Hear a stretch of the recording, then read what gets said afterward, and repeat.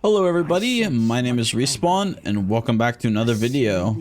In this gold farming video, we're going to be talking about Iron Docks and how we can utilize that dungeon in order to make some real gold for us. So I just want to start off the video by giving you guys a big disclaimer about the Iron Docks farm here. It uses transmog, and transmog can vary from server to server on sell rates and sell prices and everything like that. In this video, we'll be pricing everything at the entire US economy's average market value.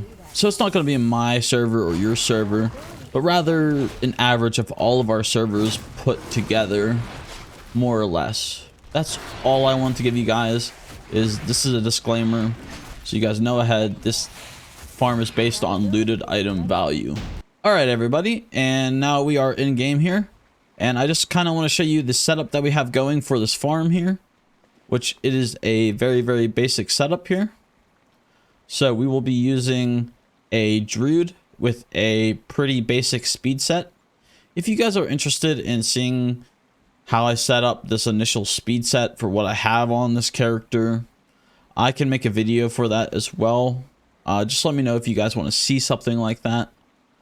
But the other items that I have on this druid are the fried bonefish, which after you eat this for 10 seconds, it actually gives you this buff here. It's called well fed.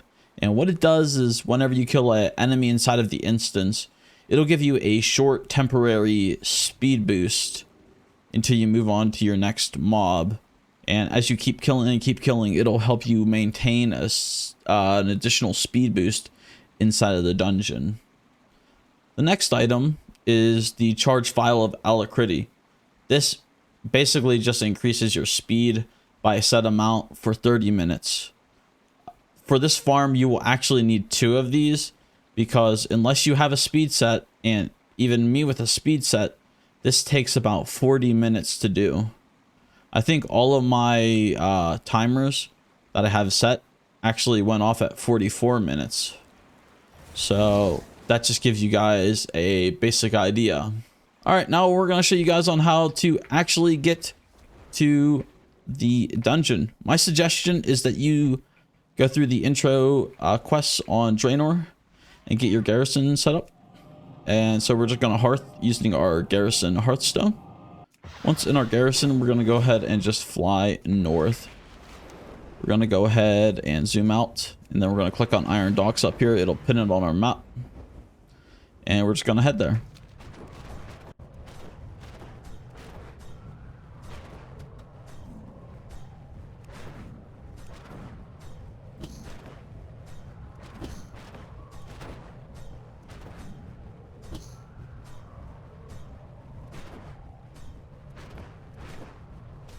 Alright, now that we have arrived at the Iron Docks, we are going to go ahead and get inside. Alright, once we are inside of the dungeon, we're going to go ahead and open up our bags here. And we're going to cover the items that we talked about in our setup here. So we're going to right click on the fried bonefish and sit down and eat that for at least 10 seconds. So we get that buff that'll speed us up as we kill the enemies here. And there we go. And we'll also take one of our consumable alchemy potions here for the additional speed. And the last item that I did not talk about in the setup is actually Loot Appraiser Reloaded. Loot Appraiser Reloaded is basically how we will track everything that we've done in these runs, all of the gold that we have made throughout the entire course of running Iron Docks, which I have a set of 30 runs to show you guys. So if you don't know, if you're new to gold farming, you can only run 10 instances per hour before it locks you out. So that is our cap. But I ran this dungeon for 3 hours for testing purposes to show you guys. So we'll go over that data in just a little bit here. But let's go ahead and get started, and I will show you guys the route that I take throughout the dungeon here. And you'll see how Loot Appraiser actually works and how it tracks my item value. So I usually kill just, you know, just these 2 packs. Usually this dude too, he's usually over this way. There is no right or wrong route for inside the dungeon here. Just basically kill everything in sight. There are a few mobs that do not have a loot table in here, but for the most part, most of them do have a loot table. So it's definitely worth your time going ahead and getting through everything. You do get a lot of value in here, but some of it will be fake value.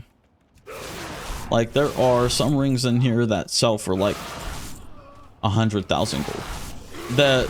The rings are not worth 100,000 gold, especially whenever you cannot transmog them.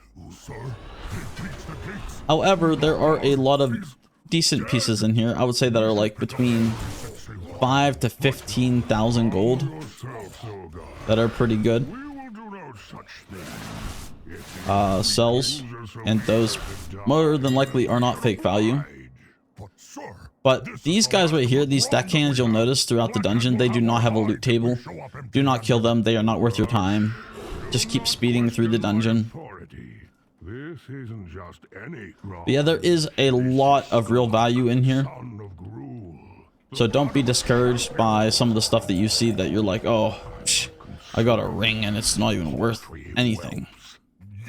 Or it's worth a lot of money, but I'll never sell that ring. For here, I will take like the technicians or whatever. I'll tag 1 mob from each group just to round them all together. These big ogres here do not have a loot table, at least on this floor. Like the 2 up there actually had a loot table, but the ones down here do not. See, you won't drop anything. There is only 1 mob in this group down here, which is the foot soldier that actually has a loot table right here. This pack, the thing in the middle, does not have a loot table, but these guys do have a loot table. Just keep that in mind. These guys right here, you can kill them, but they do not have a loot table either. These guys don't have a loot. Oh, this one does. And this big guy has a loot table as well. Go ahead and kill this pack. Like I said, very, very simple route. You almost cannot mess this up. I recommend you have a speed set going through here because, like I said, the route for 10 runs is going to take about 10 minutes. And it will be annoying. Okay. If you do not have a speed set, I still think you can get in a full 10 runs an hour, but it will be close. You'll be spending legitimately like the whole hour. Here we go. We just got a cool plate helmet. You might think, oh, that plate helmet doesn't look like anything special, so why would people buy that? There's a lot of people out here nowadays that have the like all the things add-on and are just collecting every piece that they can get their hands on. You know, instead of farming it themselves, they'll go into the auction house. So we're on the last pack here now. And from this one run, we ended up gaining 73,000 gold in looted item value. So basically the route, if we move this out of the way, is just you come in the dungeon right here, you circle all throughout these rooms, you kill this guy, you go over here, go through here, go up, there's still 2 ogres you kill up here, then you come down the stairs, there's a couple packs here, then you just follow the dungeon basically all the way through to the end. I do not kill the last boss, and before you do this dungeon as well, you need to do the Legion class order hall, so you have Dreamwalk, so you could just Dreamwalk out of here. Once you're in your Dreamwalk stage, you can either, if you have Loot Appraiser reloaded, you can press reset instance, or if you do not have that, you can right click and press reset all instances and press yes, and then it'll reset it and then Dreamwalk again. And this will port you directly outside of Iron Docks, as you will see. And here we go. We're directly out of Iron Docks.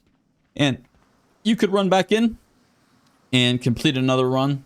And you just do this over and over and over and over and over again until you get 10 runs. So you'll see me taking my time explaining things to you guys. That run took me about 7 minutes. But whenever I'm doing this myself and I'm concentrating, it takes me about 44 minutes for the 10 runs. So about 4 minutes a run. I pop on like Netflix or I watch YouTube along the side of this. And that's how I get through mine. And then I mail this off to my auction house, Tune, and he sells it for me. And yeah, that's really all there is to it. All right, everybody. Now we're going to be going over the total results for the runs that I did on Iron Docks whenever I went through it. So the first set of 10 runs that I did, I ended up with 1.6 million gold in looted item value, as you can see here, which roughly makes it about 160,000 gold per run. My second set of 10 runs, I landed with slightly over 400,000 gold, which makes it about 40,000 gold per run for that set of 10. Now for my third set of 10 runs, I was at 832,000 gold of looted item value, which makes it to about 83.2 thousand gold per run. These numbers are absolutely great. Like I mentioned before, there is some fake value in here, so you just need to be careful with, you know, what you're selling from here. Like a lot of the rings, if the ring's 100,000 gold, it's probably not worth that.